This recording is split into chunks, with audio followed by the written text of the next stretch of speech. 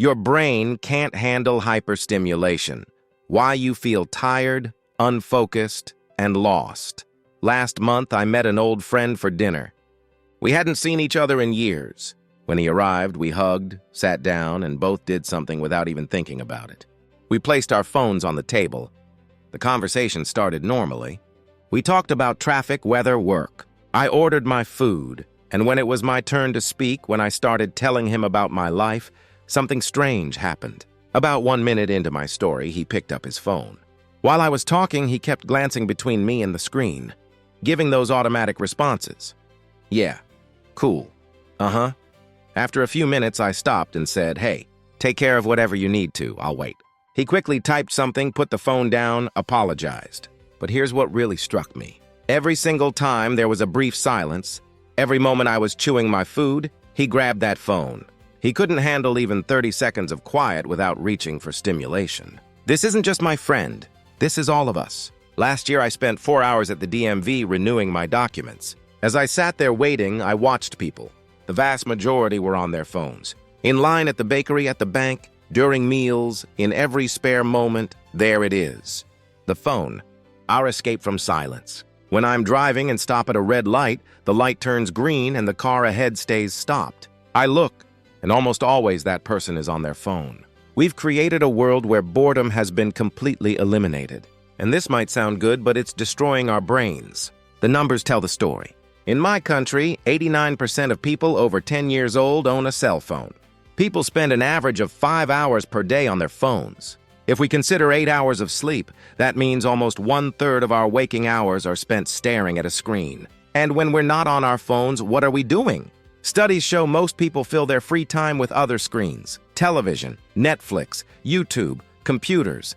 We've eliminated every moment of unstimulated time from our lives. Our brains hate boredom. There's actually scientific proof of this, and it's fascinating. Researchers at Harvard did a series of studies published in the journal Science. They brought people into a room one at a time and gave them a painful electric shock. Then they asked, "Would you pay money to avoid receiving this shock again?" Many people said yes. The researchers then selected only those people who said they'd pay to avoid the shock. They put these people in an empty room with nothing to do. No phone, no magazine, no entertainment. Just a boring white room with a table and a button.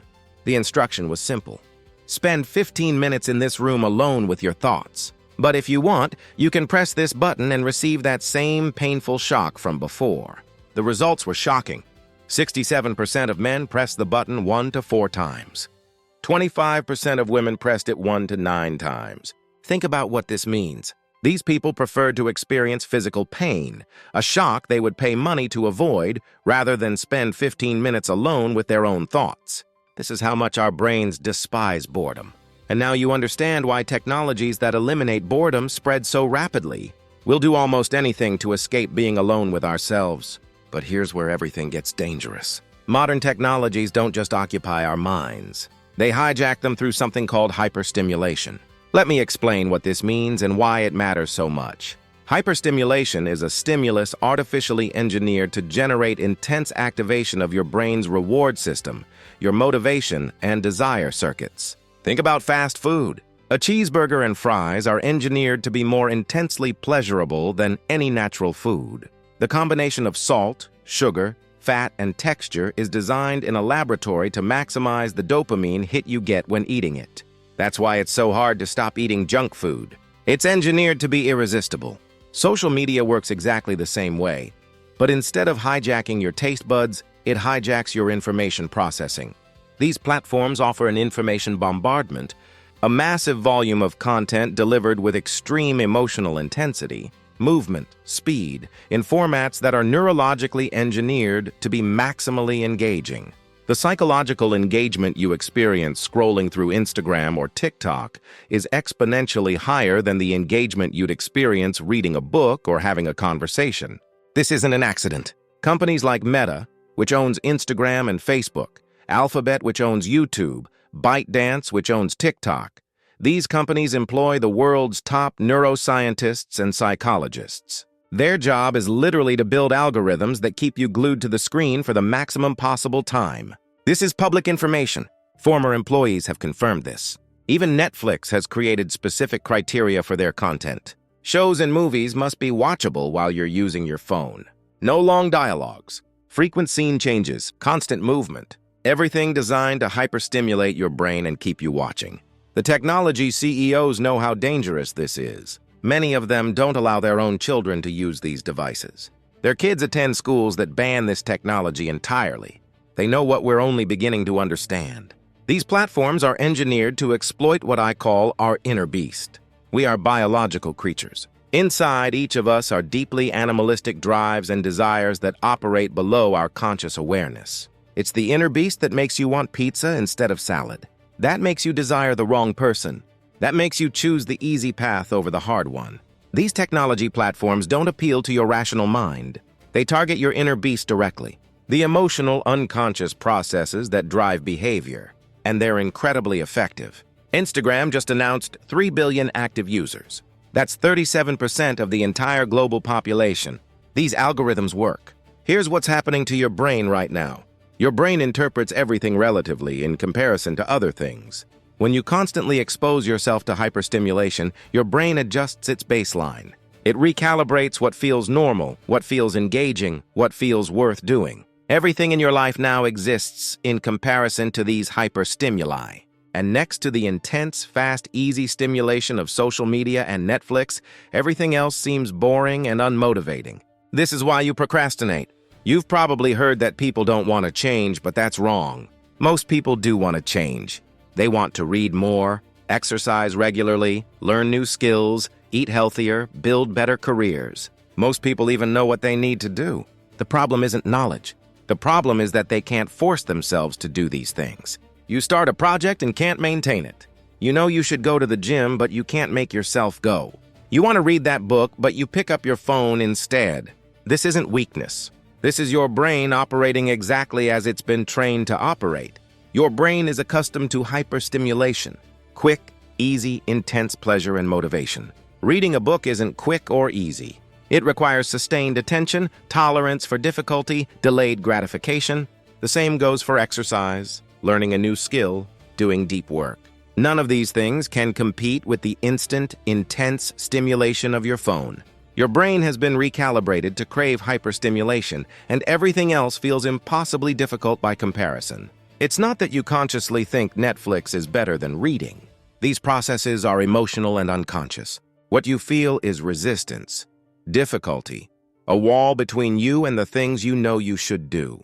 When you habitually expose your brain to quick, easy, intense stimulation, it uses that as the ruler for all motivation. Your motivation becomes dependent on that intensity. If something isn't quick, easy, and intense, you feel enormous resistance. This is the root of modern procrastination, not laziness, not lack of discipline. Your brain has been hijacked by stimuli that are engineered to be more compelling than anything natural in your environment. But there's an even deeper problem. When you eliminate boredom from your life, you eliminate something crucial to human cognitive function. Your brain has a network called the default mode network. This is the neural circuitry that activates when you're not focused on anything specific, when you're not receiving external stimulation, when you're just existing with your own thoughts. Most people assume this network is idle, doing nothing. That's completely wrong. This network is doing some of the most important work your brain can do. The default mode network is essential for introspection, for reflecting on your own emotions and thoughts. It integrates your memories with future scenarios, connecting your past, present, and future into a coherent narrative. It allows you to simulate social situations, to imagine what other people are thinking and feeling. It processes meaning and significance. It generates your best ideas. If you've ever had a breakthrough insight in the shower or during a walk, that's your default mode network at work. This network is fundamental for identity formation, planning, creativity, problem-solving, and learning. When you constantly stimulate your brain with external input, you never activate this network. You're always consuming, never processing. Always receiving input, never integrating it. The consequences are severe. Without regular activation of your default mode network, you lose coherence of self. You can't effectively plan. Your creativity disappears. You can't solve complex problems because you never give your brain the unstimulated time it needs to work on them. You feel lost because you never spend time figuring out who you are or where you're going. You feel unfocused because you're always reacting to stimuli instead of directing your attention intentionally. You feel exhausted because your brain never gets the processing time it needs. This is why boredom is essential. Boredom is when your default mode network activates. Boredom is when your brain does its most important work. And we've eliminated it completely. If you feel tired, unfocused, and lost right now, this is likely why. Your brain is overloaded with input and starved for processing time. You're constantly stimulated and never restored. Here's what you need to do. You need to intentionally reintroduce boredom into your life. I know this sounds terrible. Your brain will resist this violently because it's been trained to seek hyperstimulation constantly. But this is how you reset your brain's motivation system. This is how you recalibrate the ruler your brain uses to determine what feels engaging and worthwhile. Try this experiment. For 1 month, eliminate hyperstimuli. No social media. No streaming services except 1 movie per week. No video games. Use your phone only for essential functions. No pornography, which is one of the most damaging hyperstimuli. Limit coffee to 1 cup before noon. Eat only real food, nothing ultra-processed. And here's the crucial part. Every single day, spend at least 1 hour doing absolutely nothing. No input, no stimulation, just you and your thoughts. Go to the gym without your phone or headphones. Sit in your room in silence. Take walks with no podcast, no music, nothing. Just walk and think. This will be uncomfortable. Especially at first, it will feel awful. Your brain will scream at you to grab your phone. That discomfort is the withdrawal. That's your brain demanding the hyperstimulation it's addicted to. But if you persist for 30 days, something remarkable will happen. You'll start to feel desire and pleasure for activities that currently seem boring and difficult. Reading will become enjoyable again. Exercise will feel motivating. Healthy food will taste good. Music will sound beautiful. The things that matter will start to feel worthwhile again because your brain's baseline will have reset. The ruler will have changed. After this reset month, don't immediately return to your old habits. Continue creating intentional boredom several times per week. 30 minutes to an hour, 2 or 3 times a week, completely unstimulated. Just you and your mind. This maintains the reset. This keeps your brain operating at a healthy baseline instead of constantly chasing hyperstimulation. Create environmental barriers. Don't keep your phone next to your bed. Install apps that limit your usage time. Make it physically difficult to access hyperstimuli. Hide your devices in another room. Make it easy to do the things that develop you and hard to do the things that hijack you. Design your environment to support the person you want to become and constantly examine your life. Can you sit for 30 minutes with just your thoughts? Can you work out without listening to anything? Can you watch a movie without checking your phone? Can you read for 2 hours without interruption? These are the diagnostic questions. If you can't do these things, your brain has been hijacked. The world is designed to encourage hyperstimulation. If you don't actively resist, you'll be swept along. Either you wake up and row against this current, or you'll drown in it. An unexamined life is not worth living. That's Socrates. If you don't regularly examine your own life, you'll end up living someone else's life, following whatever society and technology companies want you to do. And what they want is for you to stay glued to a screen, consuming endlessly, never thinking, never processing, never becoming who you could be. Your brain can't handle hyperstimulation. It wasn't designed for it. When you constantly flood your nervous system with artificial, engineered, intense stimulation, you break the calibration system that determines what feels meaningful and worthwhile. Everything becomes gray. Nothing feels engaging. You feel exhausted even though you're not working hard. You procrastinate constantly. You feel lost because you never spend time figuring out where you're going. You feel unfocused because you've trained your brain to constantly seek the next hit of stimulation. This is your wake-up call. Your life doesn't have to be this way. You can reclaim your brain. You can reset your motivation. You can rediscover focus and purpose and energy. But it requires you to do something that feels crazy in our modern world. You need to embrace boredom. You need to spend time alone with your own thoughts. You need to stop running from yourself. The solution is simple but not easy. Eliminate hyperstimuli. Sit with boredom.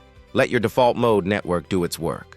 Give your brain the unstimulated processing time it desperately needs. Your tired, unfocused, lost feeling isn't permanent. It's a symptom of hyperstimulation, and boredom is the cure. Start today. Sit in silence for 30 minutes. No phone, no input.